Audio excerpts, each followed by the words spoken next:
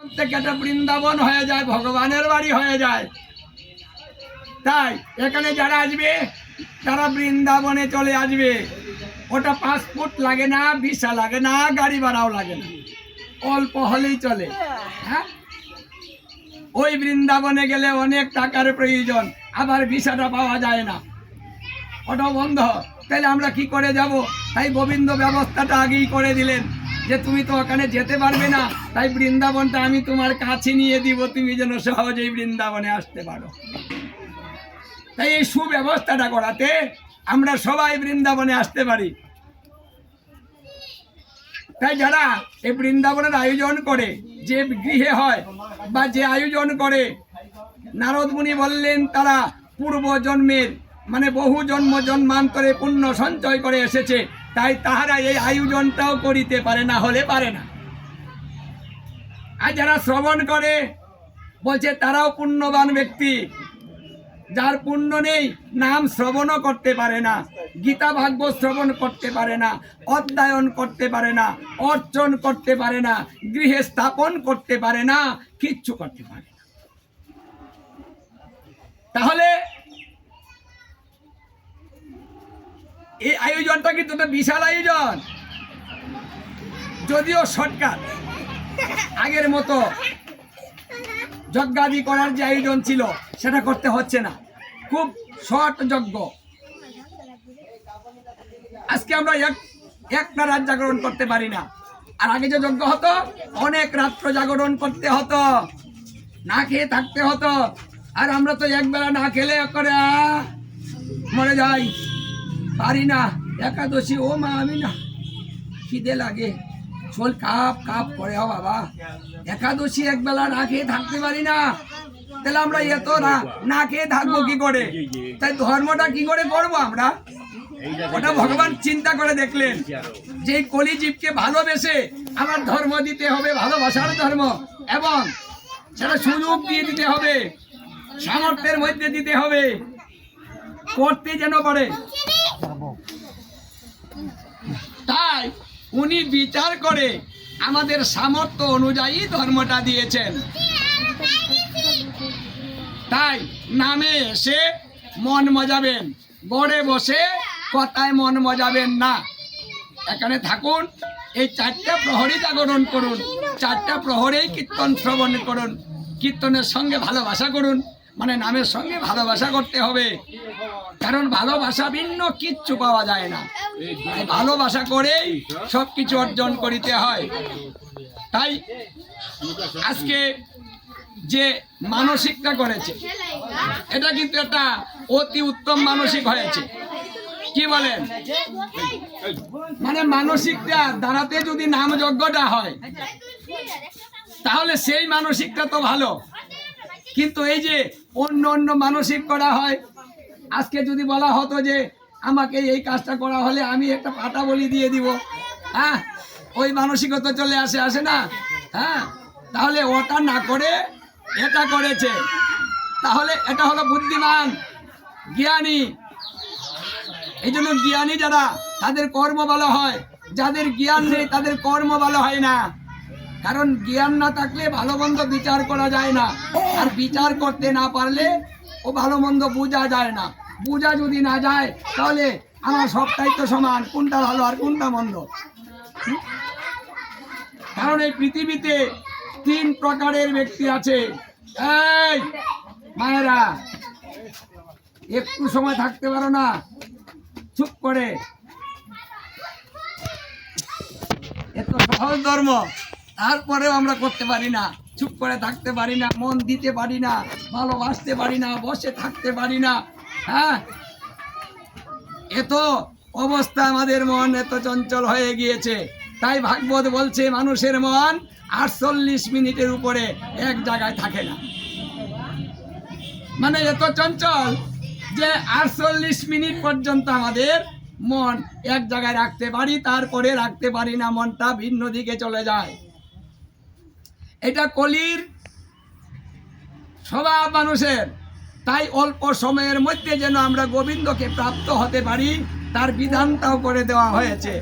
তোমার মন যেন এত চঞ্চল, তাহলে তোমার অল্প সময়ের মধ্যে যেন গোবিন্দকে প্রাপ্ত হতে পারো সে বিধানটা করে দিলাম। তাই 48 মিনিট যদি কোনো ব্যক্তি কায় মনোবাক্যে ভক্তি সহকারে নাম শ্রবণ করিতে পারে, গীতা ভাগবত শ্রবণ করিতে পারে, তাহলে 48 মিনিটের ভিতরেই সে গোবিন্দকে প্রাপ্ত হতে পারে, দর্শন করতে পারে। সেই সিদ্ধান্ত, সুসিদ্ধান্ত শ্রীমৎ ভাগবতে বলা হয়েছে। নিগম কল্প তরুর গলিতং ফলং শ্রীমৎ ভাগবতম। এই শ্রীমৎ ভাগবতে এই তত্ত্বটা বলা হয়েছে। মাত্র 48 মিনিটের ভিতরে আমরা গোবিন্দকে দর্শন করতে পারি যদি মন দিতে পারি। দেখুন, এই দেহটা এমন থাকবে না, দেহটা পড়ে যাবে। এই দেহে কিন্তু আপনাকে সুযোগ দিবে না। সেই সুযোগটা যখন আছে তখনই আপনার কাজটা করে নেন। এমন একদিন আসবেন আপনি চলতে পারবেন না, বৃন্দাবনে আসতে পারবেন না, বসে থাকতে পারবেন না, আপনার এই শ্রবণ শক্তি নষ্ট হয়ে যাবে, শ্রবণ করতে পারবেন না, ইচ্ছা থাকলে উপায় হবে না। তাহলে আমাদের যদি ইচ্ছা থাকলে উপায় না হয়, তখন আমাদের কি হয়? যে দশাটা হয় সেটাকে বলে দুর্দশা। আমরা যখন এই দুর্দশায় পড়ে যাব, তখন আমাদের একমাত্র নয়ন জলে বক্ষ প্লাবিত করা ছাড়া কিন্তু দ্বিতীয় কোনো উপায় থাকবে না।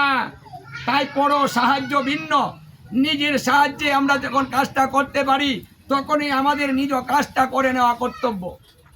তাই সময় থাকতে ধর্ম করুন, সময় থাকতে শ্রবণ করুন, সময় থাকতে দীক্ষা গ্রহণ করুন, সময় থাকতে গোবিন্দের সঙ্গে ভালোবাসা করুন, সময় থাকতে যা কিছু করার সব কিছু করে নেন।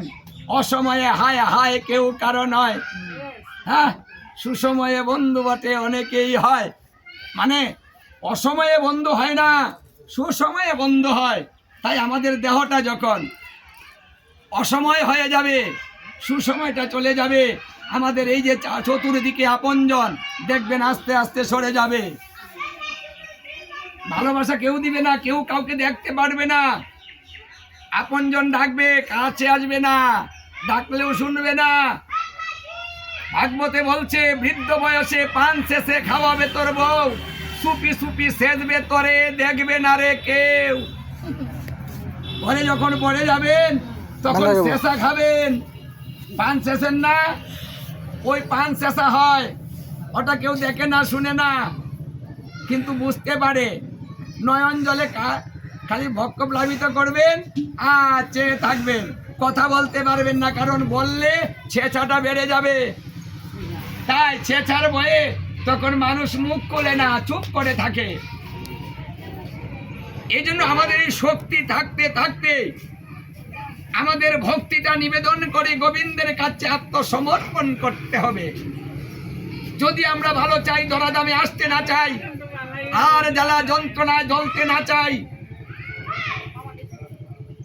এই জ্বালাময় সংসার থেকে যদি মুক্তি চাই, তাহলে আমাদের কাজ করতে হবে।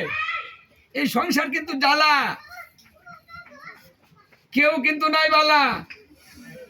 উপরে চাকচিক সুন্দর চেহারা, গড়বাড়ি ভাক্কা ঠাসঠুস, বাহ, কিন্তু ভিতরে খোঁজ নিয়ে দেখেন শান্তি নাই। কারণ এটা শান্তির জায়গা না, এখানে শান্তি হবে না, এখানে কেউ শান্তি দেয় না, এখানে সবাই জ্বালাবে। এই জন্য সংসারকে বলা হয় দাবানল। এটা আগুনের আলয়।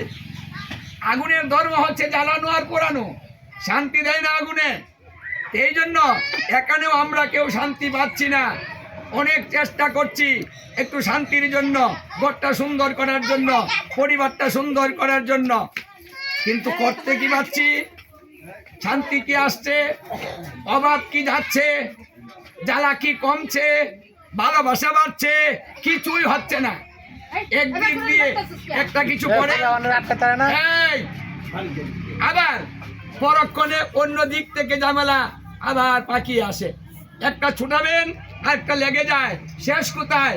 এবার বলি একটু আশীর্বাদ করেন, আমার যদি মেয়েটা বিয়ে দিতে পারি আমার আর কোনো জ্বালা নেই। যখন মেয়েটা বিয়ে দেয় তখন আবার আর এক জ্বালা। কি জ্বালা? কয় বউয়ের জ্বালা। কয় একটু আশীর্বাদ করেন। আগো বউয়ের জ্বালায় আর ভালো লাগে না। এখন কি করি? কয় আগেই ভালো আছিলাম। হ্যাঁ, মানে দিন দিন জ্বালা বাড়ে। আমরা ভাবি যে ছেলে বিয়ে করাবো, শেষ বয়সে ধর্ম করে কাটিয়ে দিব, হ্যাঁ আমার সংসারটা সুন্দর হবে। কিন্তু যতই দিন যায় সংসারের ঝামেলা ততই বাড়ে। সুযোগ কিন্তু বাড়ে না, সুযোগটা কমে। আগে যাও সুযোগ পেতেন, পরে আর পাবেন না। ঘরে বউ যেতে পারেন না কীর্তনে, বউকে রেখে কি করে যায়? আগে তালা মেরে চলে যেতেন, এখন আর যেতেই পারেন না। আগে না বলেছেন বউ আসলে পরে আমি প্রসাদ বুঝি হয়ে যাব, নাম যজ্ঞে যাব, ভক্ত সঙ্গ করব। এখন কয় বউরা ছেড়ে যাইতে পারি। শুনেন, কোথায় যান? সন্ধ্যার আগে বাড়ি আসবেন, কিন্তু আপনার ছেলে কিন্তু বাড়িতে নাই। থাক না গো। তাই সুযোগ দিন দিন কমে, বাড়ে না। সুযোগ কিন্তু আগেই যাদের বিবাহ হয়নি এদের সুযোগ। সংসারে ঢুকলেন, সুযোগ কমে গেল। আর কটা দিন গেল, ঝামেলা আরো বাড়লো। আর কটা দিন গেল, আরো বাড়লো। বাড়তে বাড়তে পরে দেহই চলে। পরে যাও সুযোগ আসে, পরে আর দেহ আর চলে না। কীর্তন চলতে পারি না, কানে শুনি না, হাঁটতে পারি না। আমার একটু দৈরা নিবা হয়, আমি না ওই হয় রেখ, কেউ সাথেও নেই। দেখছেন, এই দিন তো সকলেরই আসবে। তাই আসুন, আমাদের এই দিনটা আসার পূর্বে নিজের কার্যটা করে নেই, যেন কারো সাহায্য না নিতে হয়। হরে কৃষ্ণ।